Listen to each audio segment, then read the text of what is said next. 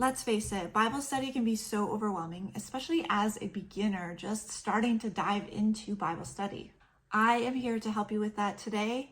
I have a simple tool that you can use to enhance your Bible study and begin to dig deeper into the scriptures. Today, we're going to look at and learn the SOAP Bible study method. Hello, my name is Jenny. If you have not met me before, it is nice to meet you.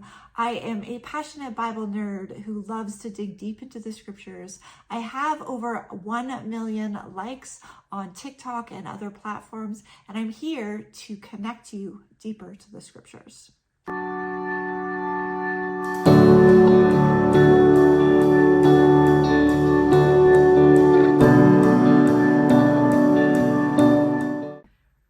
What does SOAP stand for? It stands for Scripture, Observation, Application, and Prayer. Online, you can find all sorts of templates to do this exercise with. I have these on my Etsy store. If you're interested in downloading these, I have a variety on my Etsy store, and I'll link them down below.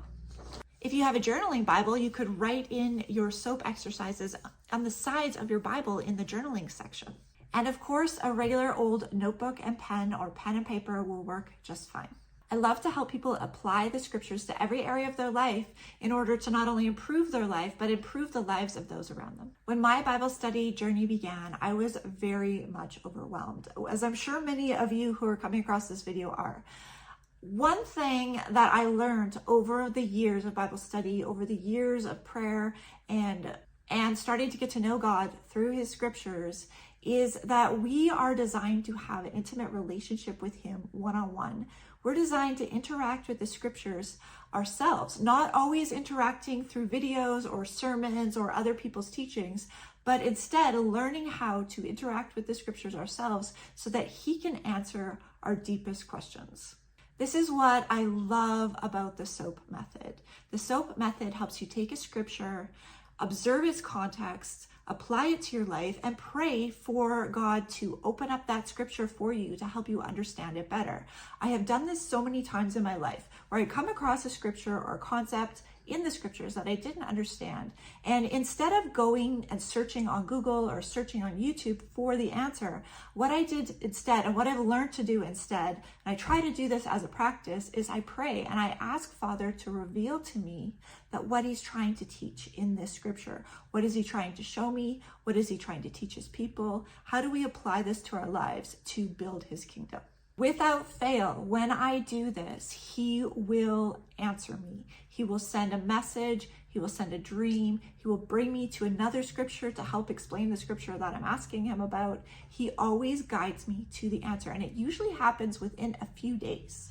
In Matthew 7, Jesus, or as I like to call him, Yeshua, says, "Ask and it shall be given to you. Seek and you shall find." If there's ever a concept or an understanding in scripture that you don't understand, or that it's not making sense to you, or even something that triggers you or bothers you, instead of asking ChatGPT, instead of asking Google, ask God what the answer is. Ask him what his heart is on the matter, and he will reveal it to you. He will open up that door of understanding for you. In James 4, James talks about how we do not have because we do not ask. And sometimes when we ask with the wrong motives. So how is this important? How do we break this down? Well, first of all, we have to ask with a true heart, wanting to understand Father's word, wanting to understand his truth, and understand his heart on every issue. And then the second thing is we don't want to ask with the wrong motive, a motive for our own gains, a motive for the lust of our flesh, but instead a motive to know him deeper.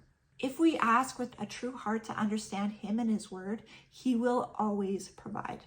Do you have all your tools ready? Have you downloaded the worksheets or gotten your journal ready? Let's begin going through what this looks like when we do this type of study. Here I've put together an example page of what this could look like as you go through your study. Again, this example page is also available on my Etsy store. You can download it and print these off or use them on your iPad or tablet in order to do your own studies. This template is available on my Etsy store. You can download it at any time. Or if you want a free example of this template, you can get on my email list. There's a link in this description of this video for that.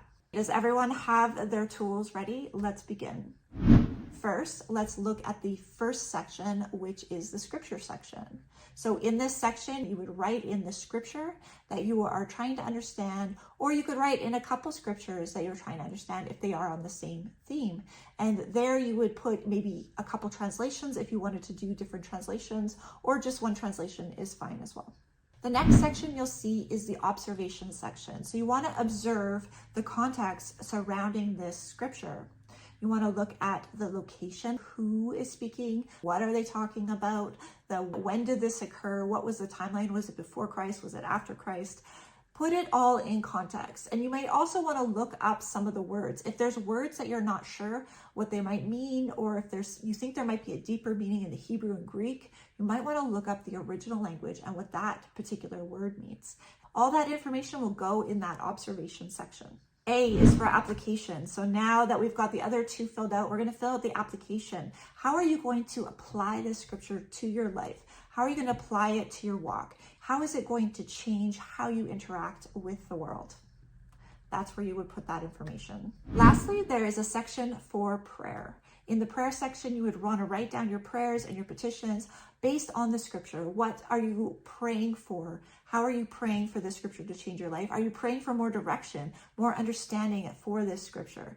You could put all of that in the prayer section.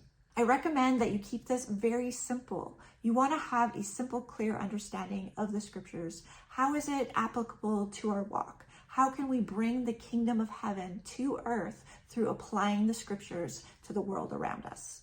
If you want to spend more time studying deeper with me, I highly suggest you join my discipleship training program that has a ton of really great resources that you can download, videos that you can watch, tools to deepen your walk with God.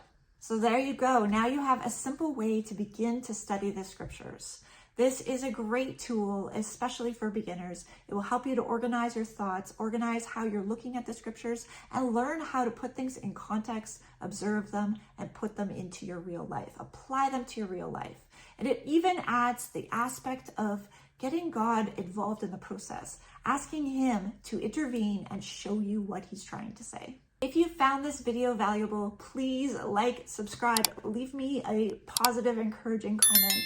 It makes me feel so loved and encouraged when you give back to me in that way. If you want to dig deeper on YouTube today, I suggest this video here.